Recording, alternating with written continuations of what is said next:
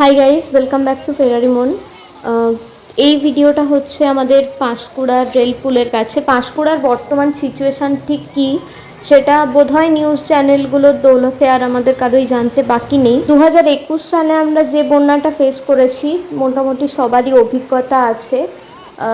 যে আতঙ্কের মধ্যে দিয়ে আমরা গেছি, তারপরে 2024-এ খুব সম্ভবত সেই সেম জিনিসই আমরা ফেস করছি। জানি না মানে আরও জল বাড়বে কি না বা কী হবে না হবে, কিন্তু এখনও অবধি যা পরিস্থিতি তাতে কিন্তু সেই 2021 সালের কথাটাই বারবার মনে পড়ছে। আমাদের এলাকাটা এই দিকটা, যেখানটা আমার বাড়ি, এখানটা একটু উঁচু আর কি, তাই খুব একটা সহজে এই পোর্শনটাতে জল আসবে না। বাট আশেপাশের যে এলাকা, মানে প্রচুর বাঁধ দেওয়ার কাজ অলরেডি হচ্ছে, বাকি প্রচুর এলাকা ভেঙে গেছে, খুব বাজেভাবে ক্ষতিগ্রস্ত হয়েছে।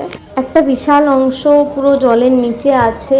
বাকি যাদের নদীর ধারে যারা থাকে, মানে শুধুমাত্র বাড়ি না, অনেকে তো আছে যারা নদীর ধারে এমনি অস্থায়ী বাড়ি তৈরি করে থাকে, তাদেরও খুব বাজে পরিস্থিতি। আর যে ভিডিওগুলো তোমরা দেখছো, এইগুলো কিন্তু সব আমি নিজে গিয়ে করিনি, একেবারেই না।